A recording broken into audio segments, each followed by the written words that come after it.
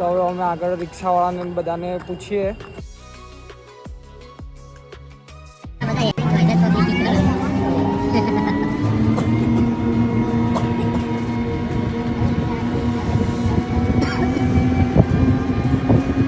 અત્યારે અમે ખાલી 4 જણા જોવા માટે આવ્યા છીએ કે કેવી સિચ્યુએશન છે.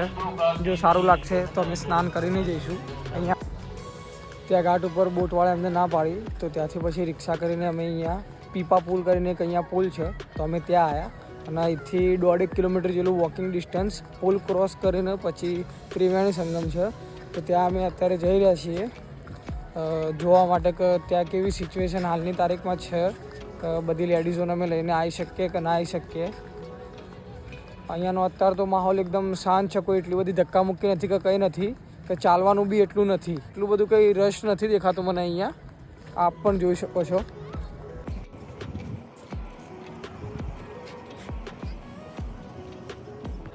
પુલ ક્રોસ કરીને અમે રિક્ષા દ્વારા અમે આ બાજુ થોડા આગળ આવી ગયા છીએ અને મારા એક્ઝેક્ટ સામે જે કેન્દ્રબિંદુ કહેવાય ત્રિવેણી સંગમનું એ છે તો હું તમને બતાવું કે ત્યાં કેટલો રશ છે પબ્લિકનો.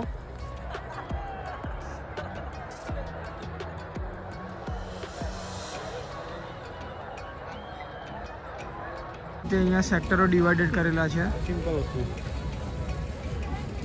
સાધુ મહાત્માઓના, જ્યાં સાધુ સંતો મહાત્માઓ કર્યા છે તે.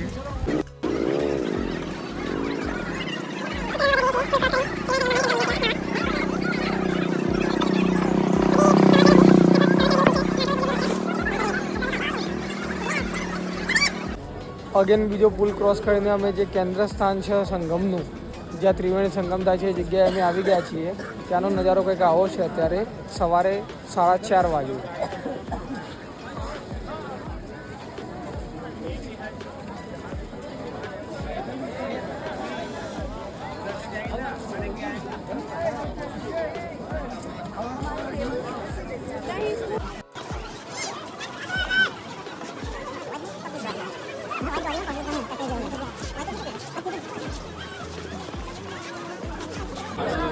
અમે ફાઇનલી ત્રિવેણી સંગમના ઘાટ ઉપર પહોંચી ગયા છીએ. અહીંયાનો માહોલ એટલો બધો રશવાળો છે કે ના પૂછો વાત.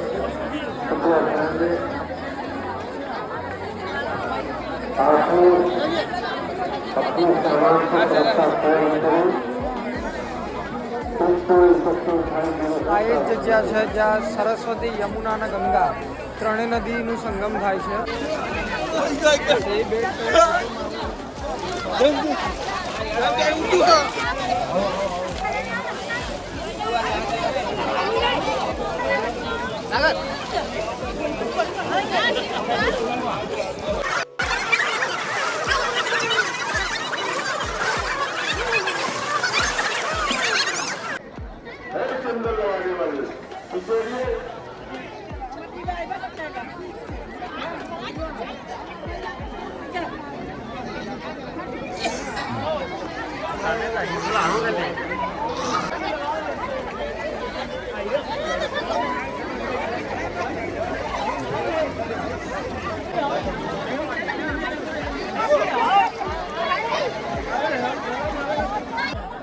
ફાઇનલી અમે બધાએ ગંગામાં ડૂબકી મારી લીધી. બહુ મજા આવી ગઈ ગંગામાં ડૂબકી મારવાની. પાણીનો ફ્લો પણ સારો હતો અને પાણી એકદમ ઠંડુ હતું. અહીંયા આવ્યા નહીને એવો આનંદ થયો કે ના પૂછો વાત. અહીંયા બહુ બધા શ્રદ્ધાળુઓ આવેલા છે. અમુકને ઠંડી બી લાગે છે, અમુકને બીક બી લાગે છે, તો પણ બધા ડૂબકીઓ મારે છે. અમે બીજી બાજુ બીજા ઘાટ ઉપર મારી અને અમે અહીંયા બીજા ઘાટ ઉપર જોવા હતા કે કેવો માહોલ છે. હું તમને બતાવવા માગું છું.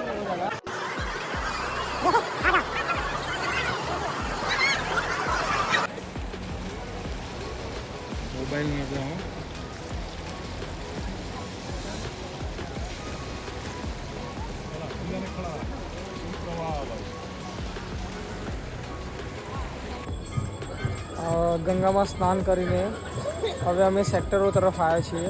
સેક્ટરોમાં જુદા જુદા સાધુ મહંતોના કોઠા છે, જેમ કે હું તમને બતાવું.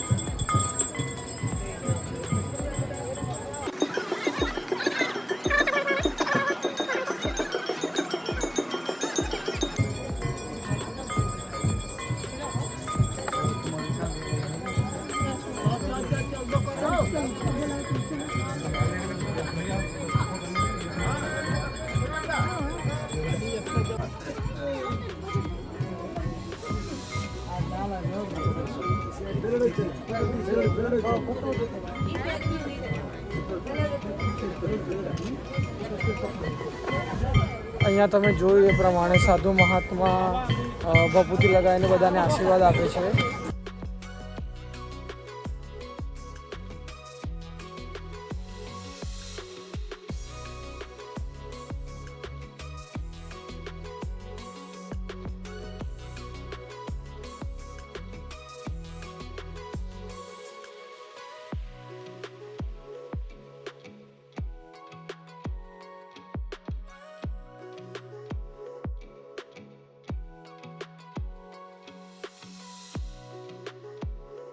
સવારે ત્યાંથી આવીને પછી હોટલે ગયા હતા.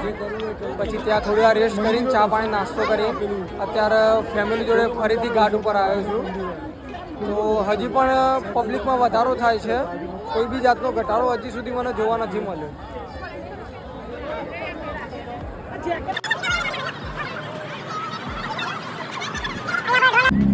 અમે ટ્રાય કર્યો ડ્રોન ટેકઓફ કરવાનો.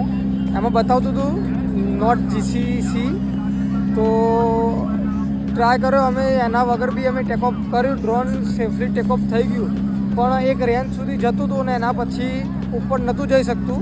તો અમે ડ્રોનને પાછું લેન્ડ કરાવી દીધું.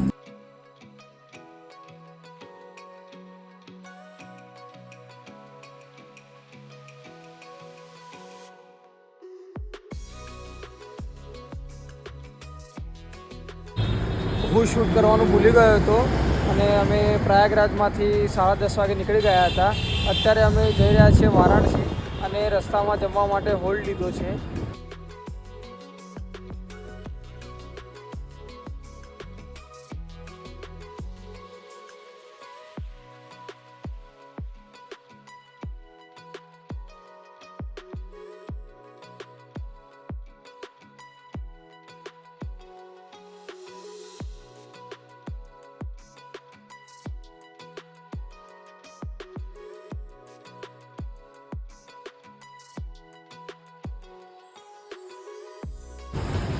બપોરે જમીને અમે નીકળ્યા હતા. તો અત્યારે અમે કાશી વિશ્વનાથ પહોંચી ગયા છીએ. જમ્યા પછી હું તરત જ સૂઈ ગયો હતો, કારણ કે કાલે રાત્રે અમે સ્નાન કરવા ગયા તો કાલે રાતે બી સરખી ઊંઘ નથી થઈ, તો બોડી થોડો રિલેક્સ માગતી હતી. વારાણસીમાં આવીને અમે હોટલમાં ચેકિંગ કરી લીધું છે બધાએ. હોટલમાં ચેકિંગ કરીને અમારું જે બેગેજ વગેરે છે અમે એક જ રૂમમાં અત્યારે મૂકી છે, બિકોઝ અત્યારે 7 વાગે ગંગા આરતી ચાલુ થઈ જશે, તો અમારે મિસ નહીં કરવી, કારણ કે બહુ જ ઇમ્પોર્ટન્ટ આરતી હોય છે એ રહી. તો અમે 7 વાગે પહેલાં ત્યાં પહોંચી જઈએ એવી આશા ધરાવીએ છીએ. ગંગાની આરતીમાં જવાવાળી સવારી આવી ગઈ છે. પહેલી રિક્ષા, બીજી, ત્રીજી, ચોથી હજી ઓન ધ વે છે. એ આવે એનો વેટ કરીએ છીએ, પછી બધા સાથે નીકળીએ.